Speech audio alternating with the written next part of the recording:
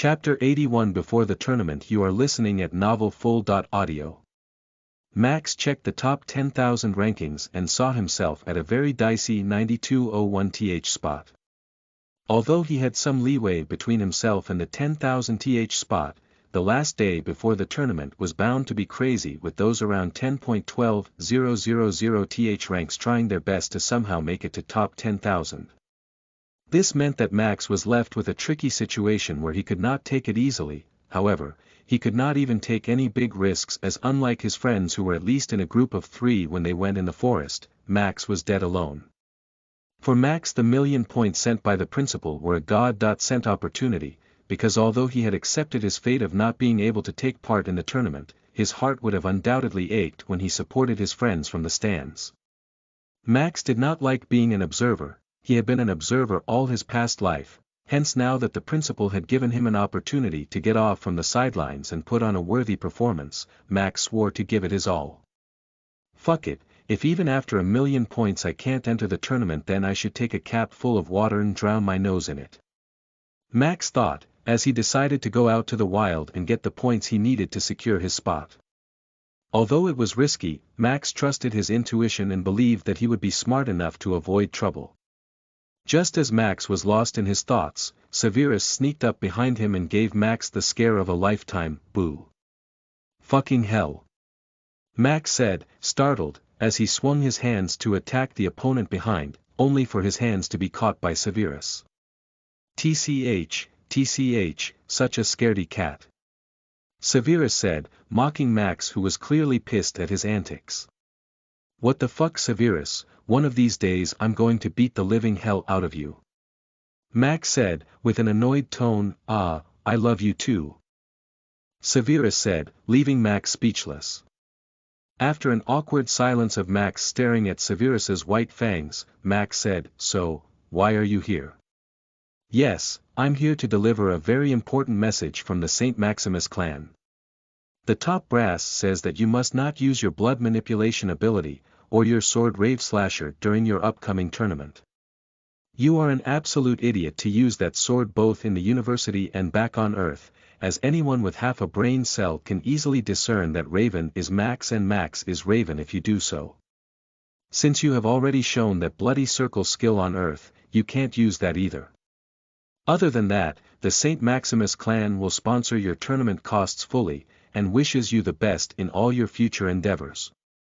Severus said with a smile. Max's eyes twitched when he heard Severus's words as he asked, I literally entered the top 10,000 ranks not more than 20 minutes ago. How the fuck do you know about me participating in the tournament, and how do you know about my fight on Earth?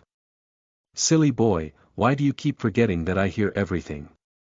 From every whisper in this university to the extremely loud and passionate talk between you and the principal to even the romantic nighttime talks between you and Asiva, I know everything. Severus said, as Max felt an irresistible urge to punch his damn face. What do you mean passionate talk with the principal? Stop making it sound so gay. And what romantic talks with Asiva? If she ever heard you say this nonsense, she will undoubtedly pierce every inch of your body with a dagger. Max retorted as Severus winced thinking about Asiva's rage.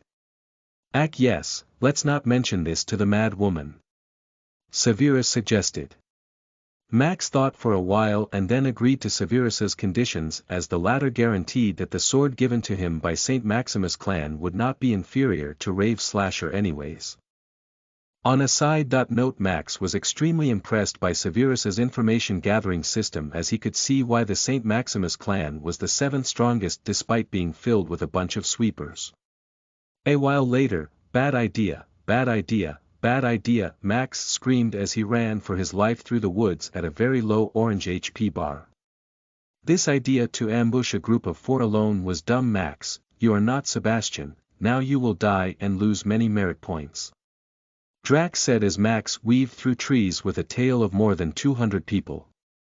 I know it was a dumb idea, Grandpa Drax, and you shouting that into my mind definitely doesn't help me at all in this situation. Max was doing good in the forest for the last 2 hours, as he gained more than 25,000 merit points taking on isolated monsters and duo or trio squads.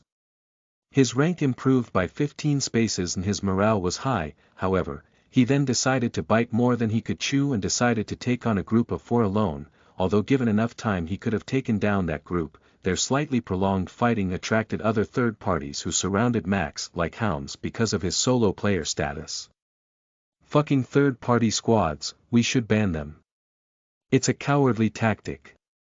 Max shouted to no avail as he deployed a flame wall behind him to slow down the pursuers who were gaining on him. The dorms are still 0.8 kilometers away, although the hope is slim. You can try to squeeze in.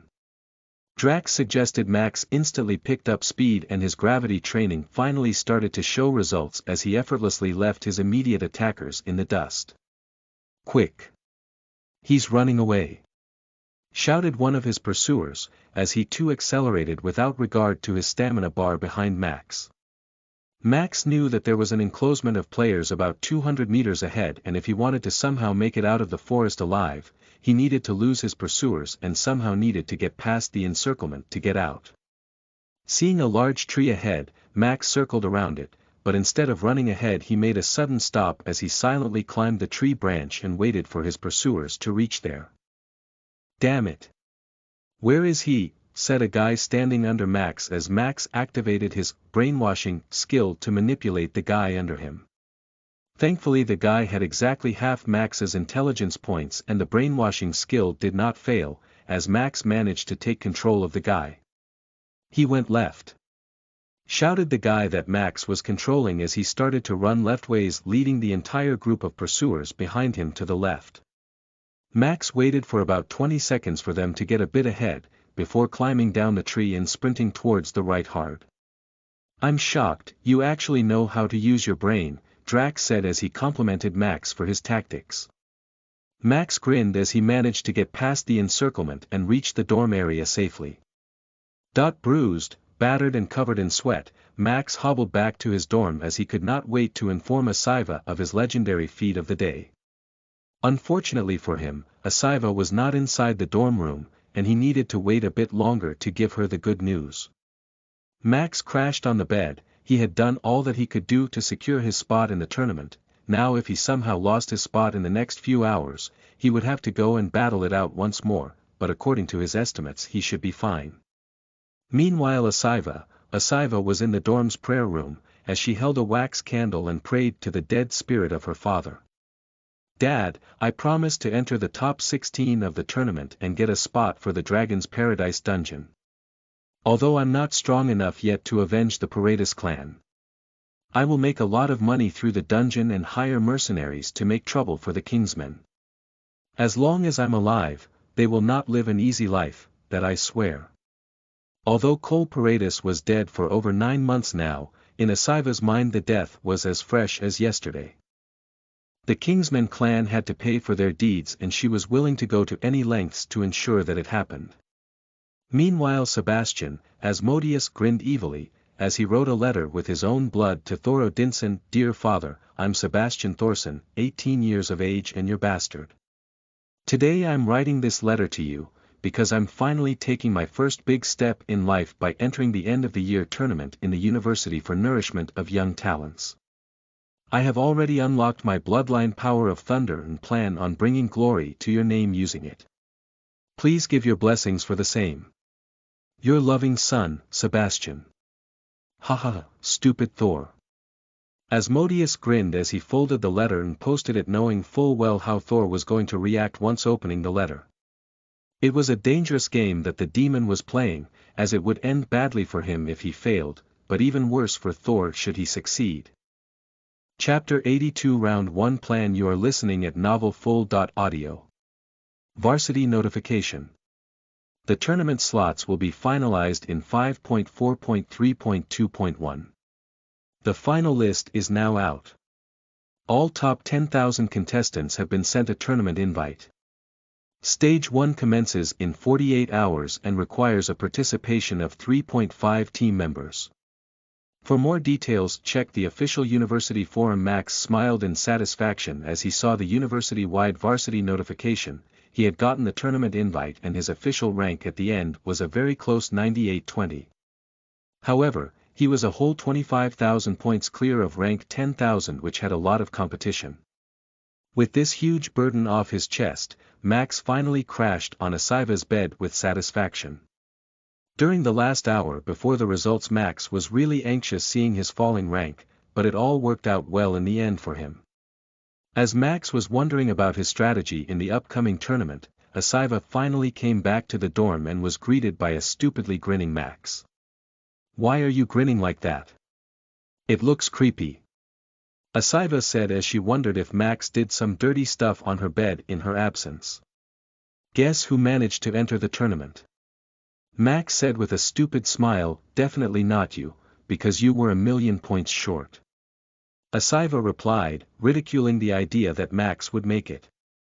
It was not because she did not trust Max that she ridiculed the idea of him qualifying, but rather it was for herself to not be hurt with hoping first, only to be disappointed later. "Yes, your boy did qualify," Max said as he saw Asiva's jaw drop in disbelief. "Principal sir awarded me 1,000,000 points." Max said sheepishly as Asiva yelped in joy and jumped over him in joy as the two hugged each other tightly on the bed.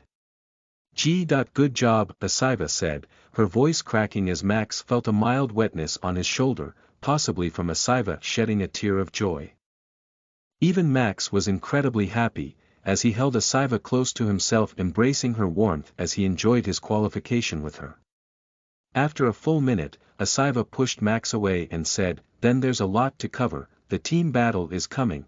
While us three have already discussed strategy and have an idea of what's going to happen, we need to fill you in on everything and revise strategies now that we have a new player. Damn, only 48 hours are left before the competition starts. There's absolutely no time to be wasted. Come, let's find the other two and have a team meeting right now. Come Max, hurry."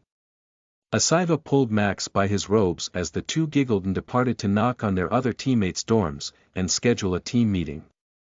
Although Max did not know what the future held for him, at least at this moment giggling with Asiva, while being excited for a tournament where he would fight alongside friends. At this very moment, he was happy. A while later, in the canteen, "So let me get this straight, the principal was going to award everyone who attended today's class with 1,000,000 merits, but since you only went, you were the only one to get it?" Anna asked, jealousy clearly evident in her tone. "Pretty much, yep," Max replied with a smug face. "Lucky bastard," Sebastian said as the group laughed. "Are you sure, Asiva, he is not the secret son of the principal? I think behind the mask he is hiding a clone face of the principal himself. First the obsession with the path of the perfect warrior and now the 1,000,000 merit points. I think the two are definitely in cahoots." Anna suggested jokingly, "Yes, now that you mention it, their faces do look familiar, at least the part below the nose does, although I've never seen Raven's full face. One time I did manage to see up till his nose when he was drinking wine, and that part does look like the principal," Asiva replied to Anna's tease as the three of them looked at Max's mask skeptically. Reflexively Max put the cup of wine that he was drinking back down, as he covered his face once again in full. "Guys, we have more important stuff to talk about, no?" Max said, as the group begrudgingly moved on to serious stuff. "So here's our current strength. Asiva is a level 88 assassin, Anna is a level 81 archer, Raven is a level 90 warlock, and I am a level 92 berserker," Sebastian said, revealing the group's information. The average strength of the university's top 10,000 is around level 80, which means at least on that front we are at par with everyone else. Anna informed, "The first round of the competition, as per the details on the university forums, is a game of survival. A total of 2,500 teams have registered, with sizes varying from 3.5 members for this challenge.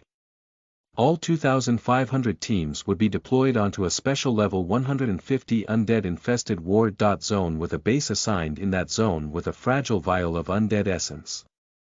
The undead essence is extremely sought after by the undead creatures and will act as a lure for them to find and attack bases, whereas with every player being provided with a map of all other bases, there will also be a constant threat of player attacks. A team is eliminated when all its members die or its vial of undead essence is broken or stolen, and this process goes on until we reach top 1000 teams, at which point the competition ends. Asaiva informed, the very first round is a brutal one, because contesting level 150 undead as level 80.90 warriors needs teamwork and strategy. But even if one does manage to defend their base from undead, there is still a chance of player-based ambushes, as to save a fragile thing like a vial is nearly impossible. Any random strike from distance could break it. Anna stated her opinion, the elimination rate is nearly 60%, a large majority of those participating in the tournament will be weeded in the very first round. One needs to be smart to survive, Max said, analyzing the situation.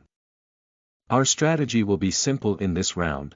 We will go for a 2.2 split in a close 2.3 kilometers radius around our base, where 2 people will defend the base and 2 people will wipe competition and scout for dangers.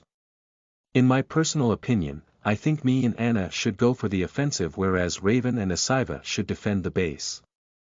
My reasoning for this is that as an archer, Anna will be very useful to snipe enemy vials from distance, whereas I'm comparatively better in hand-to-hand combat than you both when it comes to dueling it out, which is why I personally feel this is the best split to take. Sebastian said, addressing Max and Asaiva. I agree. Max nodded as Grandpa Drax whispered in his mind that it made sense. Okay, I also agree. Asaiva said after pondering over it for a while. Perfect, Sebastian said with a smile, being satisfied that his plan was accepted. I think this stage will last at least 2.4 days, and the rules say that we cannot bring any armor or potions or any inventory items inside except food, water and a single weapon of choice. I think in this situation it would be best to first build a defensive structure around our base in the first 4.6 hours of the challenge before opting for the split. Although I don't have sufficient knowledge about defensive structures and traps, I can borrow a book from the library and research it in the next 40 hours before the tournament officially starts. This way, we will be able to handle both undead and player attacks in the absence of you 2-inch. Max suggested. Nerd alert. Anna said with a grin, brilliant plan. Asaiva and Sebastian exclaimed as the group discussed Max's proposal in even greater detail. The group chatted for hours in the canteen, and the night turned into a new day, as they only parted after discussing every small nuance of the plan. While Max headed out to the library, the others began preparing in their own ways as the countdown to the tournament began in full force. With everyone in the group having their own personal ambitions alongside a burning desire to win, it was now up to fate and their own skill to advance to further rounds in the competition. / author apology. Dear readers, although the Power Stone goal has already been met, due to some special circumstances I will not be able to give out a bonus today itself. To compensate for the loss of today's bonus chapter, I will make tomorrow a 4-chapter day as an apology. Please continue to support this work with your GT and PS, as I genuinely appreciate every single vote. / Chapter 83 Round 1 You are listening at novelfull.audio. Max became completely engrossed in learning different defensive formations, and the more that he researched about them, the more his understanding of battle tactics grew. Severus visited him while he was in the library as he handed over tons of blood supplies and a brand new sword. The sword was called Bloodsucker. It was an epic-rated sword with the special property of having a high probability to trigger a bleed effect on any enemy that it cut. It was a good sword with a blood-red texture that was sure to leave a memorable impact on anyone that saw it. The sword was sure to have cost a fortune to be obtained, which is why Max was thankful to the St. Maximus clan for their support. And just like that, in a blink of an eye, 1.5 days passed by quickly and the time for round 1 of the tournament arrived. Round 1, all 2,500 participating teams were teleported inside the special level 150 war zone, the Den of the Undead, by the University System Varsity. Max and team were teleported inside to their respective base as they quickly assessed their surroundings. Their base was out in the open and under a small hill. There was tree cover nearby and visibility for spotting opponents was very low. The base was an absolute nightmare to defend with attacks possible from all directions. To make matters worse, upon checking the map of the region and where other player bases were located, the team found out that their base was at a relatively central location, with bases surrounding them in all directions. What absolute rotten luck! Sebastian cursed as he realized just how dire their current situation was. Anna frowned deeply looking at the map of other players' locations as she said, "One of us needs to be posted over that hilltop. The vial of undead essence can be easily sniped from up there. Since I'm the only one capable in ranged combat, I think I need to be posted up there permanently, changing our 2-2 split to a 3.1 split now." Asiva was calm as she said, "Yep, no point fretting over our luck, we need to focus on what to do next. Raven, you are our defense expert, what's the call?" Max was silent for a while before saying, "The first thing we need to do is to contain the undead essence from attracting undead. The way we achieve this is to build a temporary wall against the flow of the wind using cut-down trees planted firmly in the ground. The wind is currently blowing from west to east, so here is what we are going to do. I will dig up 6.7 big holes in the ground while Asiva and Anna are responsible for cutting down the line of trees along the north and south axis. Me and Sebastian will then plant the trees in the holes to create a shield against the wind as well as a sort of defense against long-range archers. What I will do next is to set up a forest fire on the east side of the forest and the wind will make it propagate towards the west. Because of the tree line we have carved from the middle, it will blow perfectly towards the enemy bases and by the time we have set our defense up, I expect these bases on the map to be completely up in flames and either destroyed or up for grabs for Sebastian." The group stared at Max for a while, their mouths slightly open to hear his comprehensive battle plan as after a while Asiva jolted out of her shock and said, "Aye, Captain." The others also quickly got to work, as while Max dug up holes, Asiva and Anna quickly went to trim and chop the trees as Sebastian was alert on perimeter control. Not even 30 minutes later, all 7 holes were dug and 7 trees were ready to be planted as Max and Sebastian using their monstrous strength stat planted them to stop the undead essence from propagating freely in the wind. After that part was done, Max quickly ran into the forest as he spammed fireballs alongside treetops targeting dry leaf tops that were more prone to catching the flame. He was extremely successful in his endeavor as 15 minutes later a massive forest fire had started and was picking up pace with the raging winds every passing second. Max returned to his base with a satisfied expression on his face as the 4 of them watched the forest around them burn brightly, raising the temperature of the surroundings and releasing tons of black smoke in the air. Blake! A burning undead rushed out screaming from the burning part of the forest as he stumbled onto the clearing near Max's team base.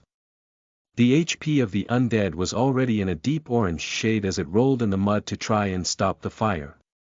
Undead Goblin, level 152, Max inspected the creature and immediately shot a fireball towards it adding to its flames. 45 The undead looked up clearly annoyed at the interference as it shouted towards Max, "Bleh." Unfortunately for it however, it was the last words out of his mouth as a second later it was spammed with a sword attack, 2 daggers and 3 arrows that lodged into its skull as it rest in peace. Varsity notification. Congratulations on killing an undead goblin.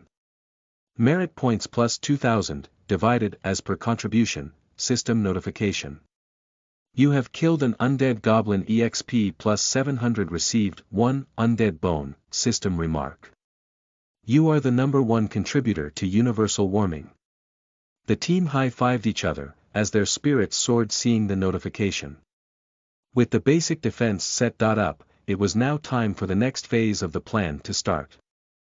//////A/N. Today will be a 4-chapter day, buckle up and enjoy. Check out Max's updated stat panel in the author notes below, also read an explanation as to why he has the stats that he has, ////. Chapter 84 A Small Fight. You are listening at novelfull.audio. The group started on their 3.1 split plan, as Anna quickly started to scale the hill behind the camp and Asiva sneakily opened the cap on one of the blood bottles given to her by the St. Maximus clan under the pretext of supplies, as she started to make a blood circle using it. Max's skill just needed blood of any bipedal species to work, and had no other blood requirements that stated that the blood needed to be of an enemy, or whether it had to be fresh. Apparently even stale blood worked and it came from a bipedal origin.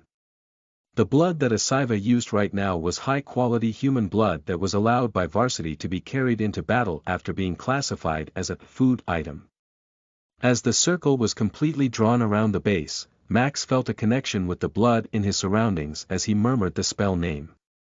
Death Circle. Max lost about 10% of his stamina bar as the spell took effect. Woo, it suddenly got colder in here, Asiva said as she got goosebumps all over her skin once the temperature suddenly dropped by 3.4 degrees once the death circle was activated. Guys, I'm in position.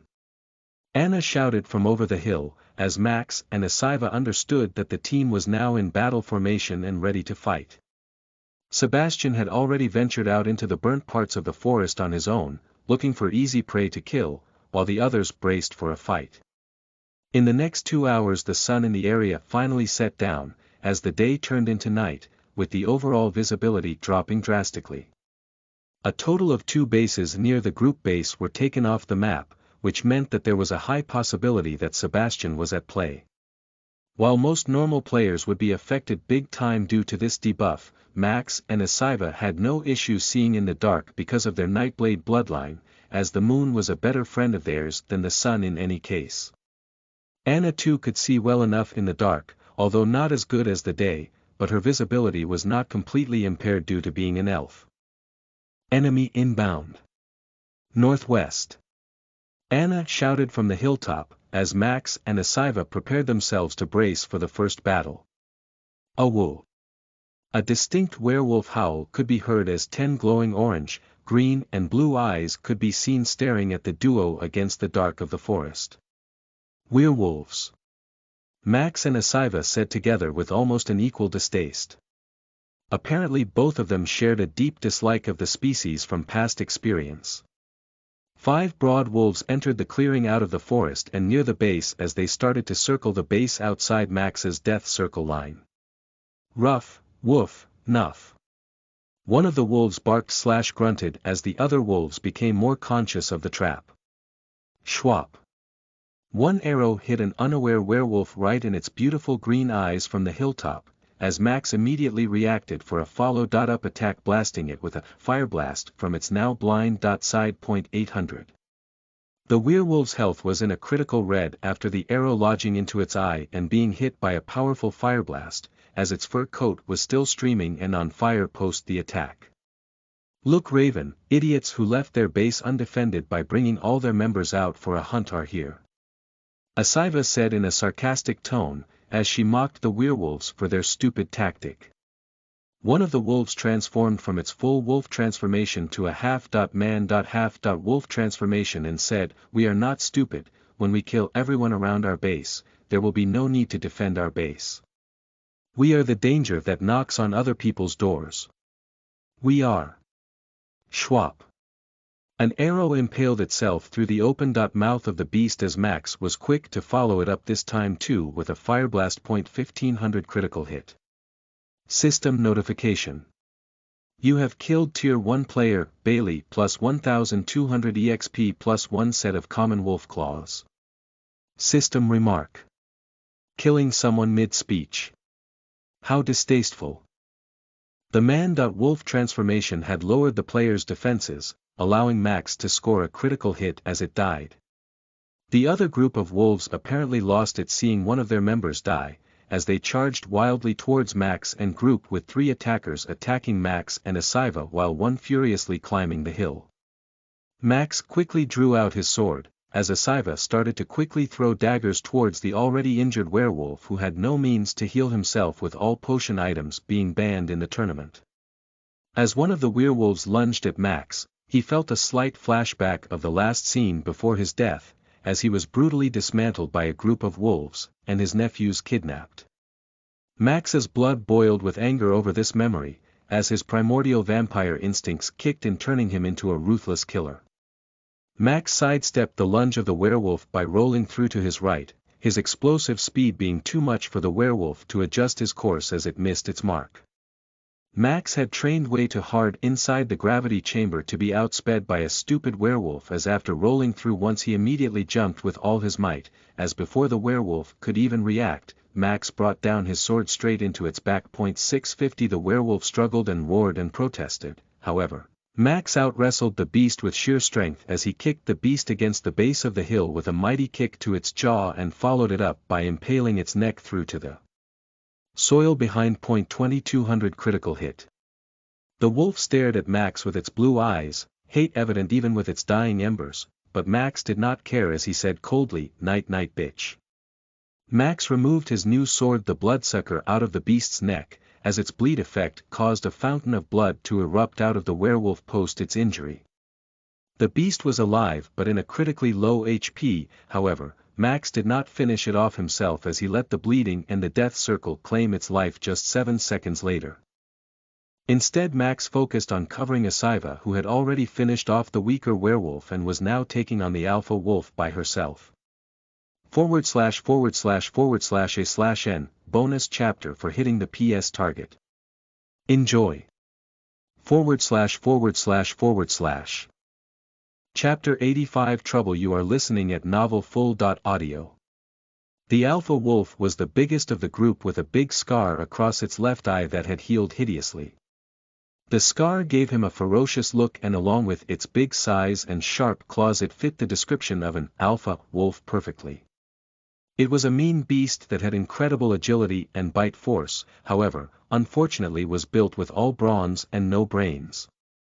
Apart from being constantly drained of HP by fighting inside the death circle, the werewolf also got his team to be quickly outnumbered by the enemy as the fight turned one-sided despite his own prowess. When Max joined the fray and started attacking it from the side, while Asiva hit his vitals with daggers, the wolf angrily snarked and barked at his enemy, but it was to no avail as both Max and Asiva were extremely fast and attacked its body with such agility that it was left with nowhere to retreat. Max and Asiva were in perfect sync in their attacking pattern as the moment Max feigned left, Asiva moved to the right, and the two together unleashed attacks in a way that dodging both attacks at once was nearly impossible for the big beast.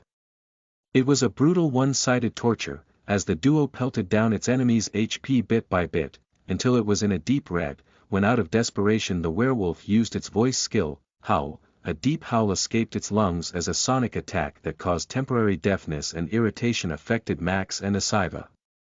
Max's head throbbed because of the attack, but it was not enough to leave him paralyzed or stunned, as fighting through the ringing ear drums and a little loss of balance and mobility, Max still managed to slice the howling wolf's head clean off. System notification.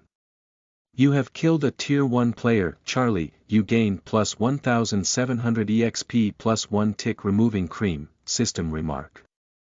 If interrupting people mid-speech was not rude enough, now you interrupt them while howling. You are absolutely mannerless. You okay? Max asked Asiva, who was clutching her ears tightly. However, unfortunately Asiva was not hearing shit at the moment, as Max had to explain it using sign language if she was okay.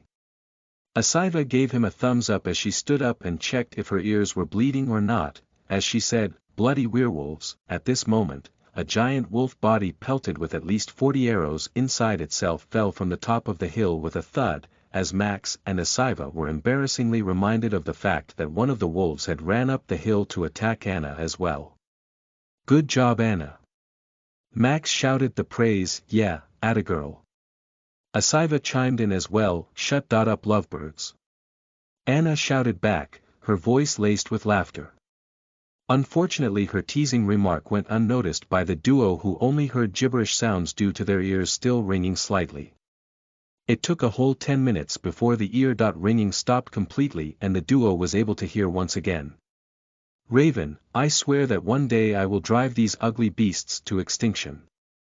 Asiva cursed, "Yeah, I'll help too." Max supported both of them had just found another reason to hate the species even more vehemently than they already did after the vulgar howl attack. The hour after that was comparatively peaceful for the team, as they only had to fight one undead in the time period. However, everything changed once Sebastian came rushing back to the base cursing badly. "Fuck, fuck, fuck, guys cover me." He shouted about 100 meters away from the base as sounds of horses running could be heard behind him. "Durahouse!" shouted Anna as Max and Asiva instantly became alert.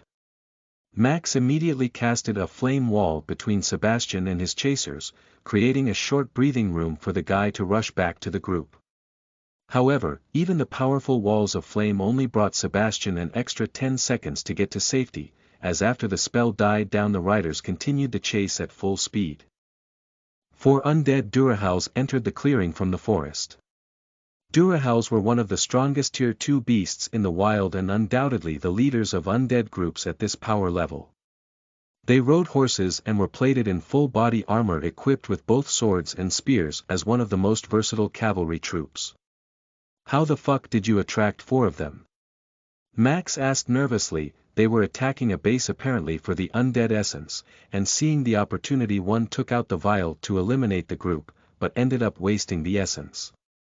That got the Durahals mad. Like really mad, and they have chased me for 4 kilometers since. Sebastian replied, his breathing heavy due to all the running that he had done. Asiva cursed, as she checked the levels of the group.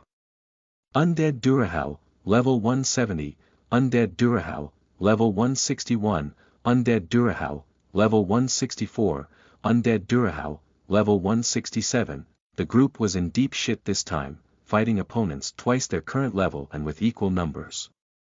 It wasn't far-fetched to say that only a miracle could save them now. Meanwhile Thor, dear father. Thor read the letter written by Sebastian/Asmodeus and a tear came to his eye.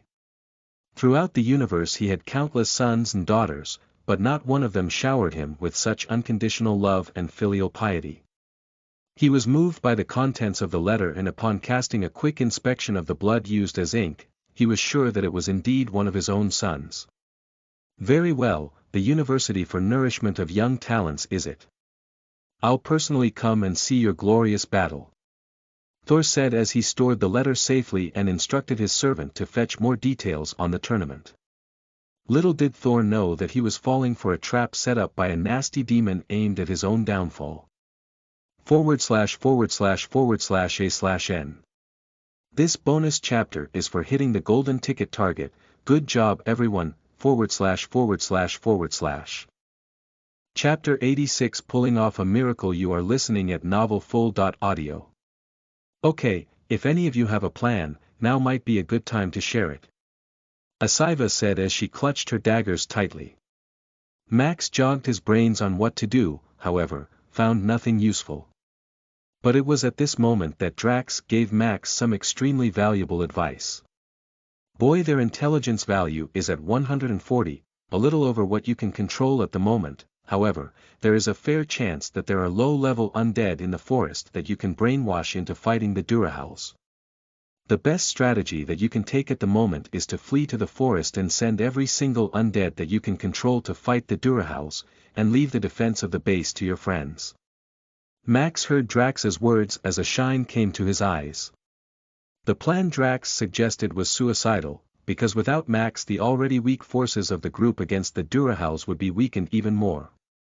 But if by some miracle they managed to hold on for a few minutes, Max could potentially turn the tide by hired help.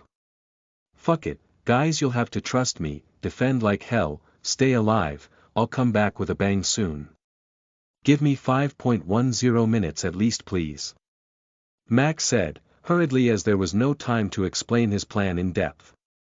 Using a fire blast between 2 Durahals, Max created an opening between the two and rushed through the fire that could not harm him to get past their encirclement and into the woods.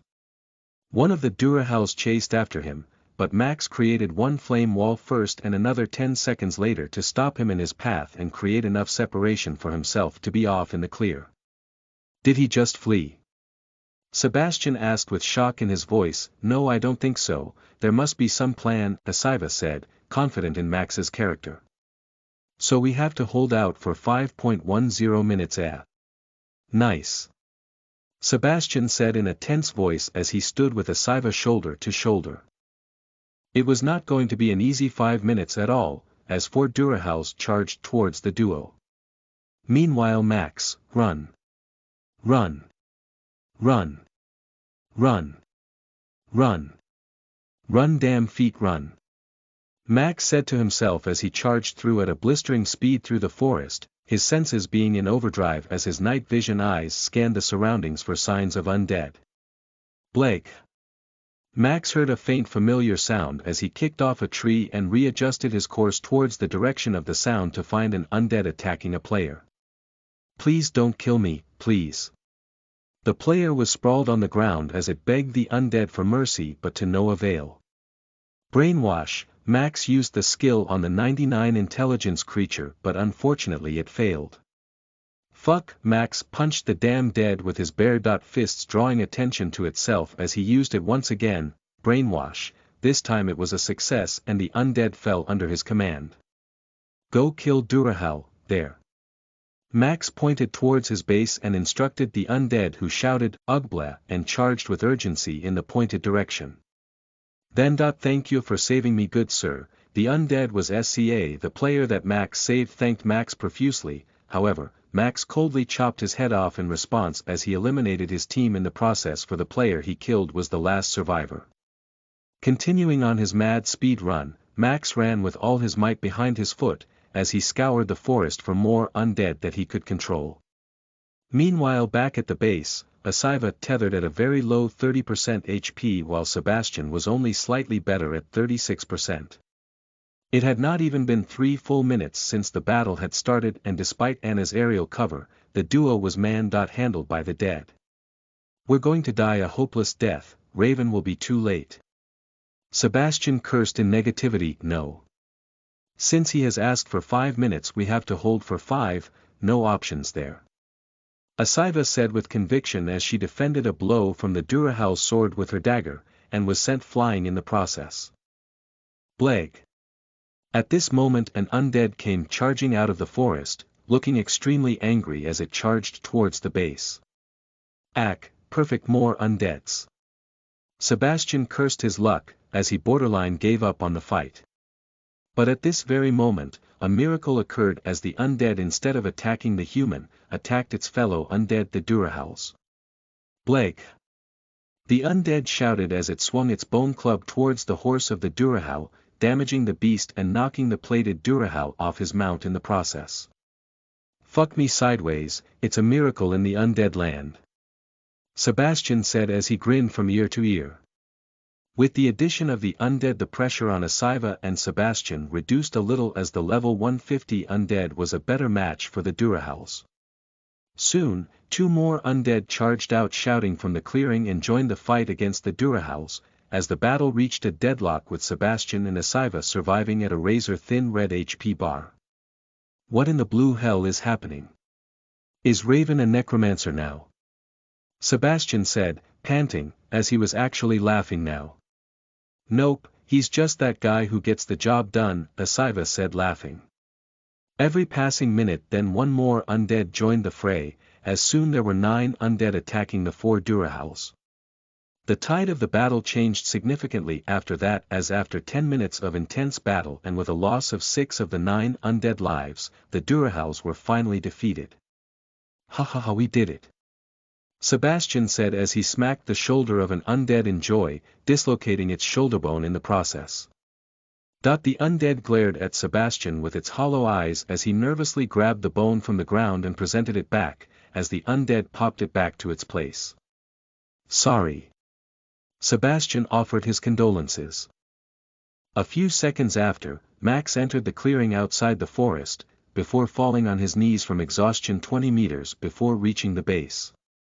Asiva and Sebastian instantly rushed to get their teammate back to safety, but looking at his muddy and sweaty skin and laborious breathing they understood that Max was suffering from his stamina bar being below 10%.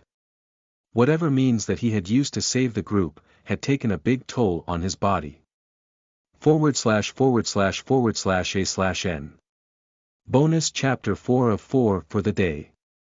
This one is for missing out on giving a bonus on time yesterday. I hope my apology is accepted /////. Chapter 87 The Kingsmen Strike Back. You are listening at Novel Full. Audio. Max drank blood as his body recovered from its fatigue and wounds under the moonlight. It had already been 26 hours since the tournament had started, and the physical and mental fatigue finally started to be felt by players all across the board. So, Raven, how long can you control these undead? Asked Sebastian, curiously. I have no idea, I'm figuring things out myself. Max replied in a hoarse and tired voice. Although he was putting up a brave front in front of his friends, the reality of the situation was that his vision was blurry at the moment and every inch of his body was screaming at him to lay down and get some rest. For the current Max, even sitting straight was a big challenge, as his instincts urged him to find a rock and put his head down on it. I counted a total of 1260 dots on the map, which means we are very close to the elimination limit and nearly 50% of teams have already been eliminated. I think it's only a matter of 4.6 more hours before round 1 officially ends. Asiva informed the group had faced many battles in the past 26 hours, and for them passing another 6 was not a big deal, but having given a clear goal in sight they felt much better knowing that the end of the tunnel was near.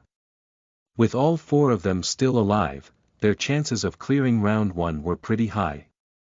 Enemy spotted, approaching from the hill. Shouted Anna from the hilltop as the other members immediately became alert. This time around trouble had taken the hillside route and were approaching from where Anna was posted. Asiva, we need to go up quickly. Raven will hold down the fort from under here.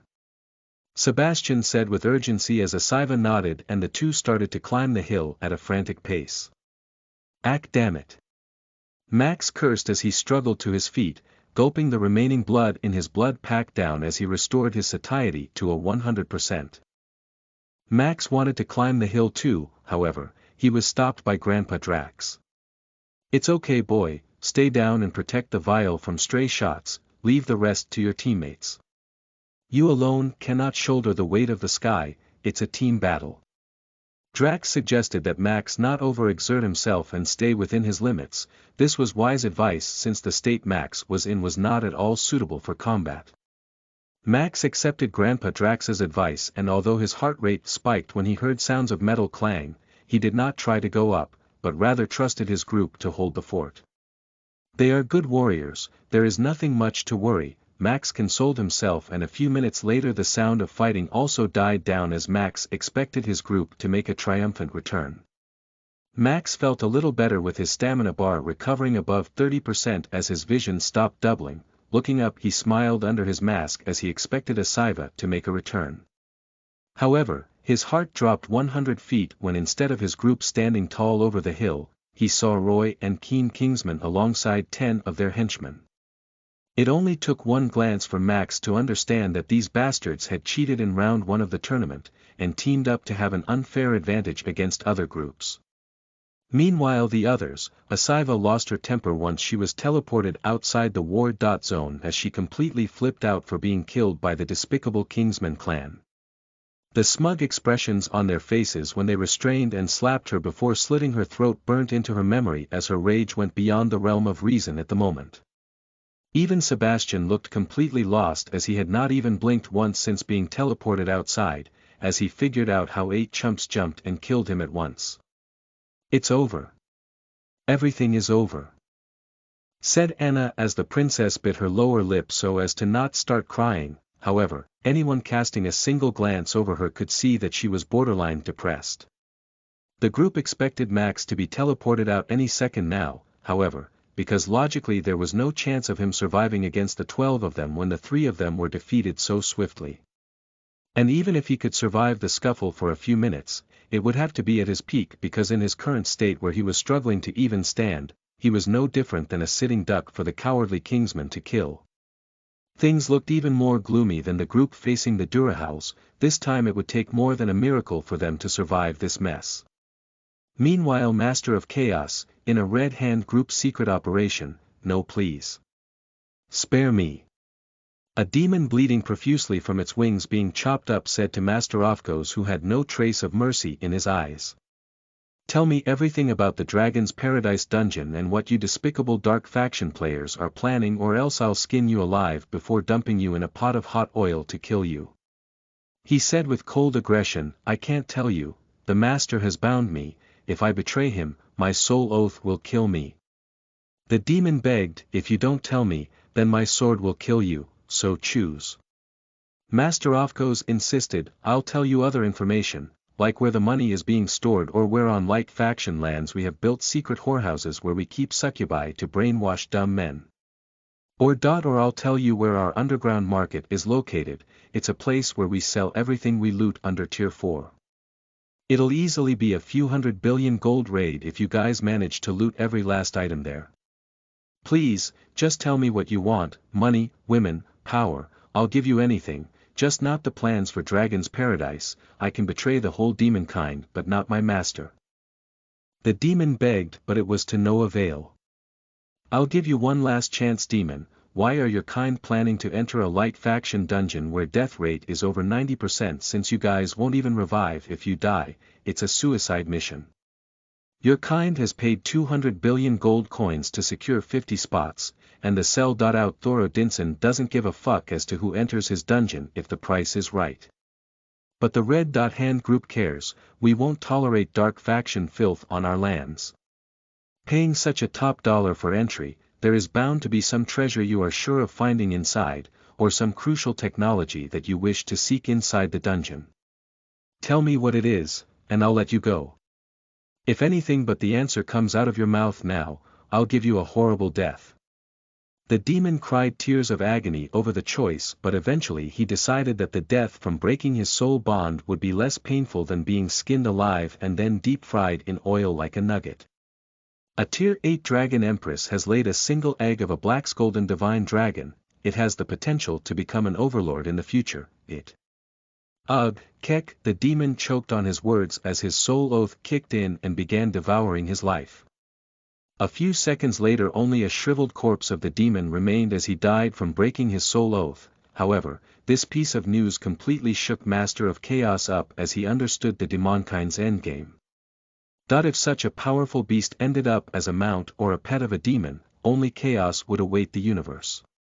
This ploy of the demons needed to be stopped by hook or by crook, as having a potential overlord entering in their ranks would be devastating for the light faction. At the uppermost echelons of dragon hierarchy were the Black Dragon race and the Golden Dragon race. Historically, the two races, being the most powerful and knowledgeable amongst all dragon races, were always embroiled in a constant scuffle and fight with each other for supremacy, with the blood of the two clans never mixing at the upper echelons because of the prejudice. However, the dragons born from this cross at the lower levels of around Tier 4 all proved to be far superior to their parents, going on to become unstoppable war machines in the later stages of their life. Now that a Tier 8 Empress had actually laid an egg which was a cross of these two clans, the value of this egg was incalculable. It was not a stretch to say that the dragon kid born would be destined to become the next Dragon Emperor. It was exactly for this reason that the Dark faction must be stopped from getting their hands over this precious egg, as having control over the coming Dragon Emperor would sway the neutral dragon race towards the Dark faction side. Chapter 88 Talk no Jutsu. You are listening at novelfull.audio. Well, look guys. It's the Hound. Keen Kingsman said as he strolled down the hill. It's the beast. The mad mage. The Hound. Roy Kingsman said as he made exaggerated hand expressions to make his words sound more dramatic. It's a bitch. One of the Kingsman lackeys said as the entire group broke out into a big, "Oh!" Max knew that he was fucked when he saw 12 enemies laugh and mock him with weapons in hand. If he got offended and fought the conventional way, he was sure to be killed before he could injure a single opponent. It was a dire situation, and in such dire situations there was only one ultimate technique that could maybe help him survive. Growing up watching anime, Max always hated this technique, because the hero seemed to always get an unreal boost out of the trick and somehow always come back strong to beat the villains. However, now this was the only technique he could lean on. It was a desperate time, and he needed to undertake desperate measures. It was his master, Johnny English, who taught him this invincible technique to be used in extreme situations, and today Max was forced to unveil it. It was time for Max to use the talk no jutsu. Sucking a breath of cold air, Max said, "So the secret is true, never thought the honorable Kingsman clan scions would fall to these depths." "What secret? What fall? What are you talking about?"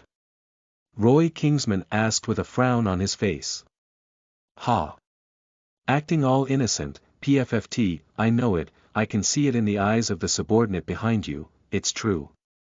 Max continued to build suspense as Roy Kingsman turned and looked into the eyes of his subordinate behind him, who had absolutely no clue what the fuck was going on. "Is there something on my back?" Roy asked. "No boss," the subordinate replied.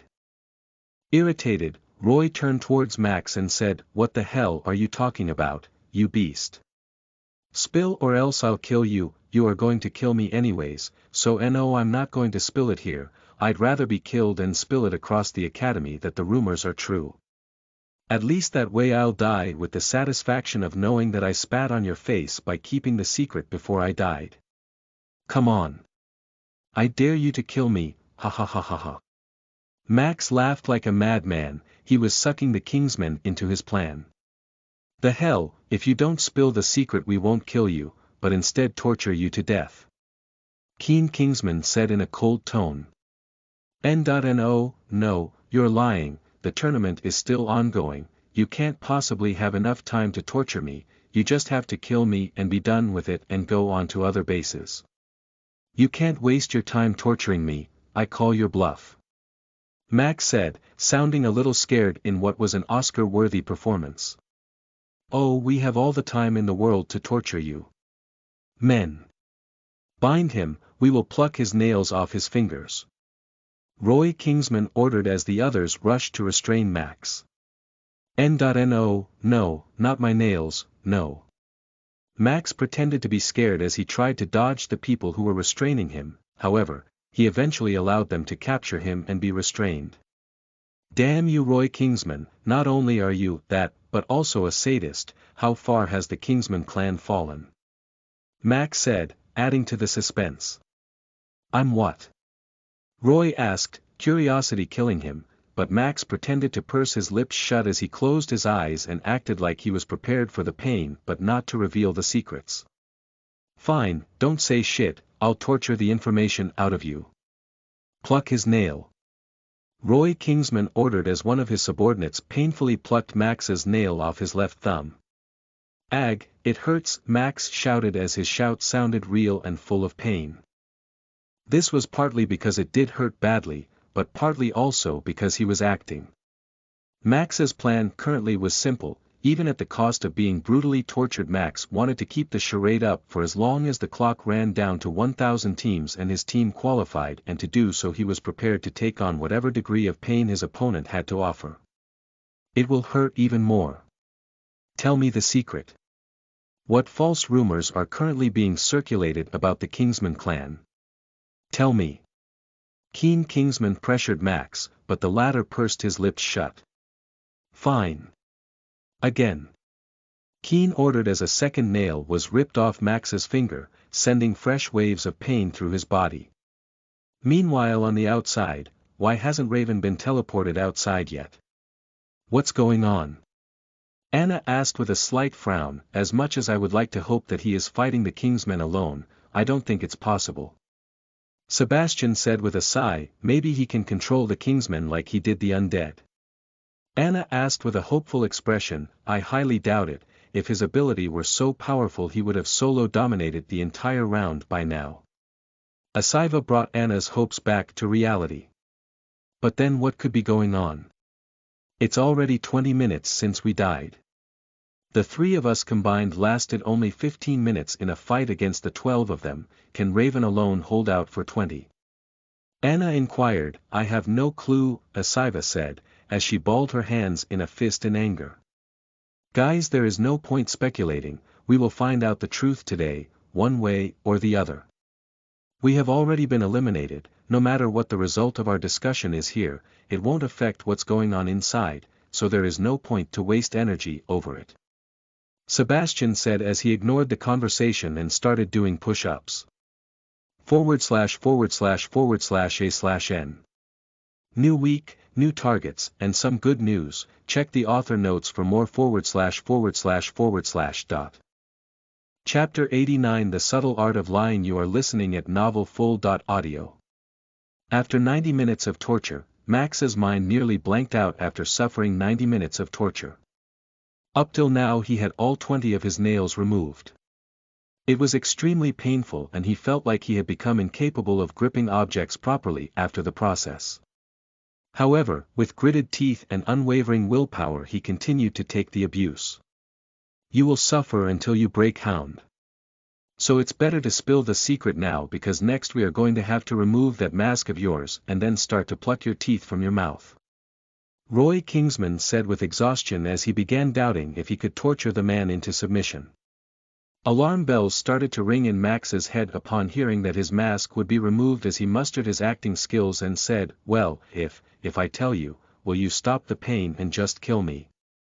Roy Kingsman smiled brightly. It seemed like he had finally succeeded in breaking the hound, as he said, "Yes, the pain will stop and I will give you a painless death.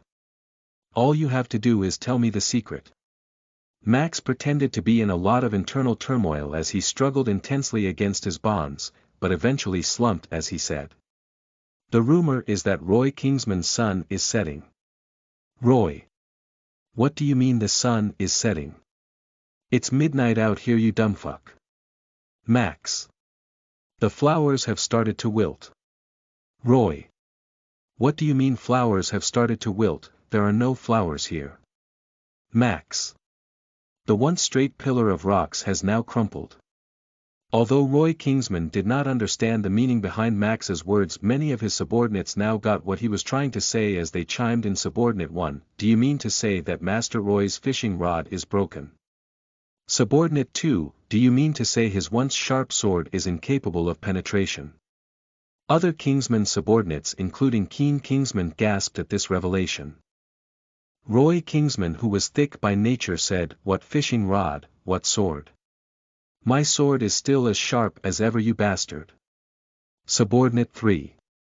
It's okay, Master Roy, my elder brother also had this problem, but he found a cure in the old lady's herbal tea.